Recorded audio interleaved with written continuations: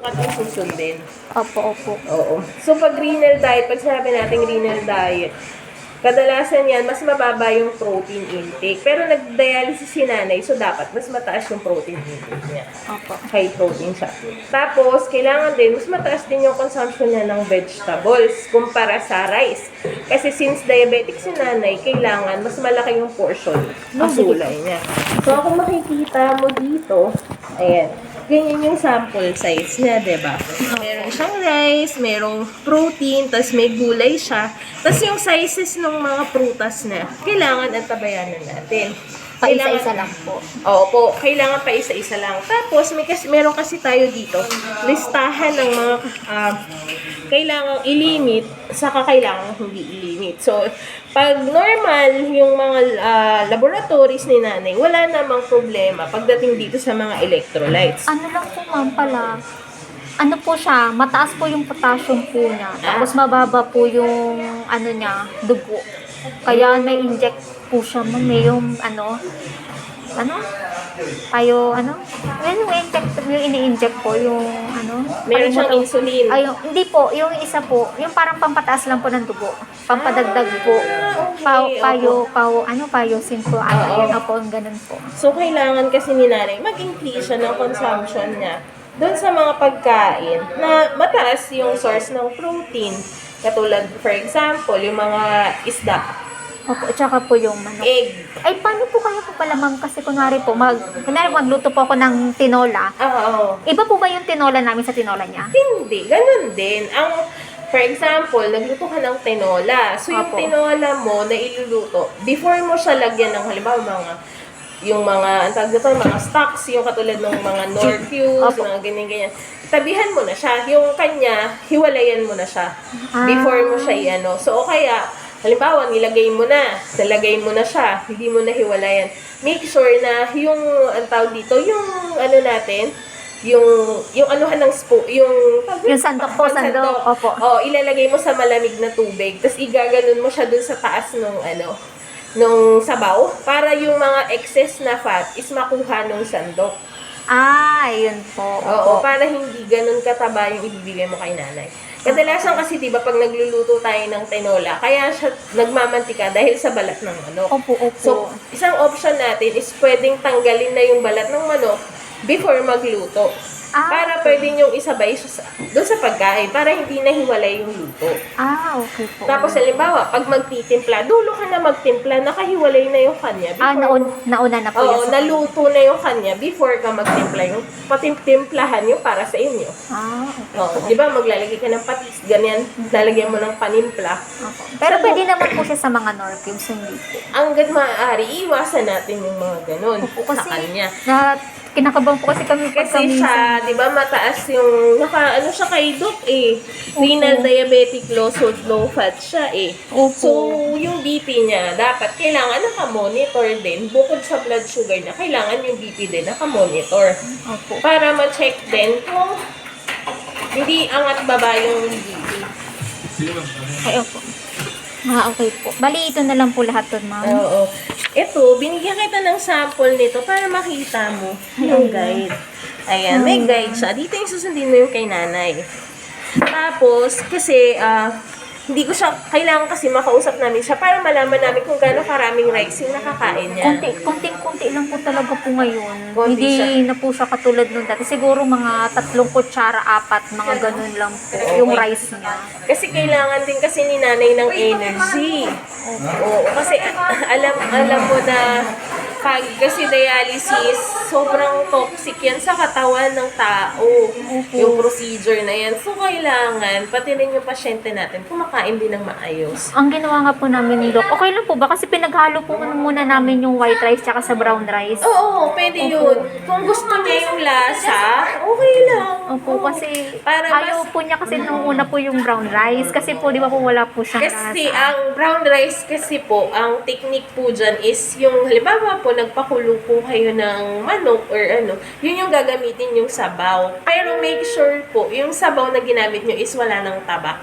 Wala na pong taba. Ang Oo. ganun po para magkalasa lang po. Oo. Halimbawa po, yung nagpakulo kayo ng manok. So, yung sabaw niya, lalagay nyo muna sa ref para umangat yung taba po. Tapos Opo, once po na, ano na siya, nakasettle na yung taba, pwede nyo pong tanggalin. Yun, doon nyo po ipapakulo yung brown rice. Kasi si brown rice talaga, medyo ma-fiber siya. Kaya ganun yung lasa niya, para kang kumakain ng maantag to, medyo mag-grainy na ewan. Opo. Oo, Kaya so sabi po niya, hindi lahat ng tao kasi mahilig sa ganong klase ng sabi niya, lasa. nawawalan ako ng panlasa pag ito yung kinakain. Lalo na pag, syempre nasanay si nanay na puro white rice eh. Opo. Pero okay lang po ba yung mga ganong ano niya? Opo. Mas maganda rin kung whole wheat bread yung ipapakain no, kay nanay. Na Parang, tinapay. oo. Pwede po kayo sa mga kunyari mga watermelon, gano'n. Pwede naman siya ng watermelon. Make sure lang po na 1/4 cup lang po. May masukat po. May sukat pa May rin sukat po. siya. Hindi po siya natin pwedeng, halimbawa, bibigay ng malaking slice, ganyan. May certain sukat po siya. Okay Makikita po. niyo po dito, like for example po, eto si Lakatan, 9 by 3 yung sukat niya. So, 9 inches lang siya. Tapos, 3 cm lang yung kapal niya. Ganyan lang siya. Konti lang din po Hindi siya pala. malaki po. Opo. So, Pero pwede pa rin po siya sa sa saging? opo, pwede siya kumain ng saging, pero pagkakain po siya ng saging, isang beses lang po sa isang araw. Or halimbawa po, malaki yung saging, hatiin po sa dalawa. So, kalahati lang po yung bibigay niyo sa kanya ngayon. Kasi mataas po yung potassium ni nanay, di ba Opo, po? mataas So, nga yun. po. So, kung halimbawa nagkikrave siya ng saging, pwede niya namang kainin yun. Pero hindi madalas kasi mataas yung potassium ni nanay. Opo. So, meron tayong mga kailangang iwasan na pagkain pagdating sa potassium. So, kailangan natin siyang ito, halimbawa, ayan, matataas kasi ito sa potassium. So, kami dito sa dietary, binababa, ito pala, brown and wild rice, mataas na sa potassium. So, ang mas better kung white rice na lang si nanay muna. Or dahil mix yung rice ni nanay, okay lang yun. Opo. Tapos, itong oranges banana, halimbawa, oranges, in-slice mo siya sa 8. Dalawa lang slice lang yung kay nanay. Hindi mo sa kanya ibibigay yung lahat. Okay. Kasi mataas siya sa potassium eh. Lahat naman ng pagkain pwede sa renal Mga diet. mga oatmeal, pwede rin po yun sa kanya yun. Pwede sa kanila yun. Kailangan lang natin susukatin. Hindi na po May katulad po pala katulad po sa atin na Oo. Dati kasi masyadong restricted or maraming bawal pag renal diet. Ngayon kasi medyo inaano na namin siya. Minomodify na namin siya para syempre lahat naman ng gusto ng tao makain niya. makain pa rin po. Opo. So, Okay. ang lagi nating hawak pag magsusukat ng pagkain niya, yung measuring cup, measuring spoon, at saka yung medida, sukatan ng mga prutas. Okay Opo. po. So, Kasi ganun po. nag-aalala po kasi kami dahil minsan po baka po magsawa po si mama sa ganun na lang palagi yung Oo, ulam. marami Kaya naman gusto kasing namin. choices pagdating sa kanila. Kaya lang natatakot nga yung iba mag-explore kasi, Kasi syempre, po, madali po kasi siyang pumanasin. Kahit po sabihin po namin na 3 beses po siyang tapos hindi naman po siya sumusobra po sa 1 litro ng tubig eh. Kaya nagulat po Oo. kami, madalas po siyang... kasi po, hindi lang po kasi sa tubig nang gagaling yung pagkain. Pagkain. Meron din po kasi, halimbawa po, nagsabaw tayo. Kasama na po yun sa 1 litro ni nanay sa isang araw. Hindi po siya hiwalay na sukat. Yun na nga daw po. Oo, ganun siya. So, halimbawa, ang kinain ni nanay, matubig na prutas, so kasama na yun din sa... Oo nga po. Oo. Kaya nababala nga po pagka binilan ko din siya, namin siya ng mga banana. Melon. Yung mga melon, ganyan din po matubig na. Melon. Pag ganun po, melon, 1/4 cup lang po siya. Hindi po siya lalabas doon. Hanggang doon lang siya, 1/4 cup lang. Hindi na po siya, doon. Pero kung mayroon po, di ba yung parang gatas po na low fat, pwede po sa kanya yun. Ay, ang mas maganda po kasi, may mga gatas din po para sa mga renal patients na Meron din po? nagda-dialysis. Meron din Meron po. po tayong Novasource, meron tayong Nepro HP, meron din tayong Nefrisol. Paano pwede po magpasulat po ako, ma'am? Para... So, meron tayong mga gatas para sa kanila. Pwede po kuya yung mga sa Shopee po. Meron kaya nun sa Shopee? Hindi ko lang sure kung meron sa Shopee. O, Pero mga kasi, online. halimbawa, meron kang reseta nun, Ay, tapos sa Mercury, may 20% discount siya sa mga senior. Sige. Oo. Okay. Pwede niyong ipareseta kay Doc kung ano, if ever na bumalik kayo. 3 months pa po. Ay, 3 months pa, matagal pa. Kasi ngayon po yung follow-up namin. Ay. Nung nagsabi po kami kanina kay Doc, sabi niya, sige, puntahan mo na to ngayon, sabi Saan niya. pwede niyong gawin? Check niyo rin po kung meron. Opo, sige na po, pakisulat. Sulit ko ka na lang po. Novasource. Nagda-dialysis si nanay, kaya po ang ano niya, Nepro HP. Kasi meron din po nito yung Nepro Low LP. Ibig sabihin po nun, low protein. Si nanay, kailangan niya ng high protein, kaya Nepro HP. Meron. Meron pong naka-admit po dito po dati po si mama. Binigyan po siya nung parang nakakan po na water, na guyabano. Na kulay green po. Oo. Pwede rin po siya nun. Pwede yun sa kanya, kasi ano naman siya, low in potassium naman yun. Pwede po sa kanya. Pero, pag binigyan niyo si nanay ng ganun, kailangan make sure na, Makeup din po. oo, 1/4 cup lang siya. Hindi siya yung buong uubusin niya.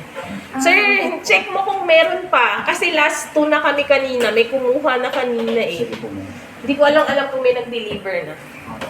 Tapos, yung ano natin, so ito yung mga available na oral nutrition supplements para dun sa mga renal patients natin. Si nanay kasi diabetic siya, so kaya siya namin binibigyan nun. Kasi yung guyabano can na yun, low siya in sugar. Opo nga. So, 10 grams lang yung sugar niya. So, pwede yun kay nanay. Pero Kasi nasarapan po siya dun eh. make sure po na papakainin niya si nanay nun na meron siyang, hindi siya yung solo. Wala na po, ma'am. Wala na. Sige po. Hindi siya solo. Kailangan, halimbawa kasama siya ng full meal, tanghalian or dinner. Parang maano lang po. Oo, Opo. para may kasama siyang ma-digest. Oo. Okay, sige Ganun. po. So, Thank you po, make ma'am. sure po, pag may bibigyan niyo si nanay ng prutas, talagang kasama siya sa full meal. Kasi the more na hinog yung prutas, the more na mataas yung sugar content. So, para may makasama siyang ma-digest. Sige po. Ganun siya, ma'am. Para, Okay lang mama, binirecord po para maano ko sa mga kapatid okay ko. lang po, sige lang po. Kasi go lang. hindi po kasi Kaya lang lahat medyo yun. ngongo ko. Okay lang po, naririnig. May sipon tayo. Okay lang po. Ayun. So, yun lang naman yung kay nanay, di ba? Mataas yung potassium niya. Pero yun, halimbawa, ito yung mga apples natin, mga grapes. Pwede yan kay nanay. Pero yung grapes natin, mataas yung sugar content niyan. So, ang requirements ni grapes is 5 dun sa mga regular na tao, yung mga malalaking grapes. Pero pag maliliit, yung grapes mo, 9 pieces. Pero kay nanay, since diabetic si nanay, pag malalaki, 2 lang. Ay, ganun Yung po. sukat. Pag Opo. maliliit naman, pwede siya ng 4. Ayun po, sige. Oo, ganun. So, pwede yan kay nanay. Pwede niyang kainin yan. Tapos, yung watermelon, katulad sinabi ko nila, 1/4 cup. Pero, babawas tayo ng 1/8 cup dun sa tubig niya.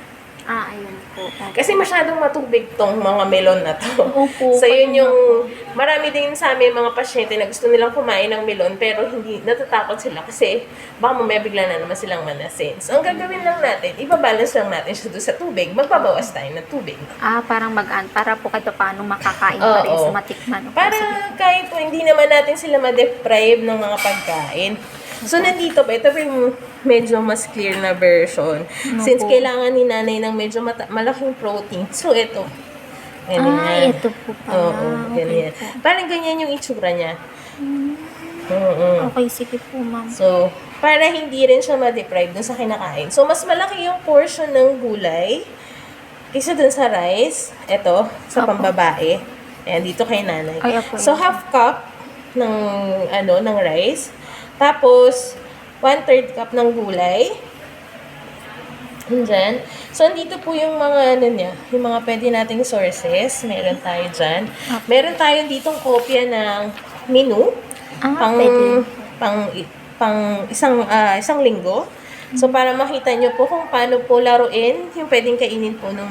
Ma'am, salamat po, ma'am. Oo. Kasi Pasensya. mahirap kasi talaga siya na, mahirap kasi, marami talagang nahihirapan pagdating sa Opo, ganyan. kahit po nagsisearch po ko sa YouTube, ano lang po yung simple-simple po ganyan. Oo. Tapos minsan po, ang hihirap pa po nung Oo, kasi talagang si renal diet medyo matrabaho kasi siya. Kunyari po yung mga kailangan pa ng mga strawberry. Sabi ko, ala, bakit ganun naman? Hindi ba natin afford yan?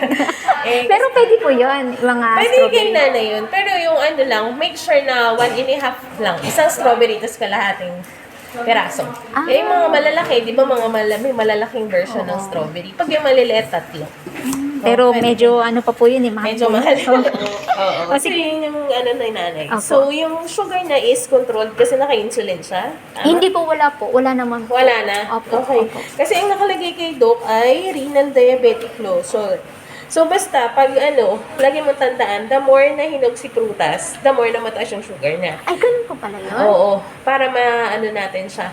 Para, in case, para hindi na mag-return. Or if ever, kung may metformin ba siyang gamot, anong binigay niya sa inyo? Ano lang po eh, more on mga mga ascorbate, mga ganun Ah, mga naman po. O yun, vitamins. vitamins lang po talaga yung pampaano niya kasi nung ano po kasi, namutla po kasi si mama nung Ilan ng niya pala? Yung ilang beses siya nagda-dialysis sa 3 beses. Dito rin.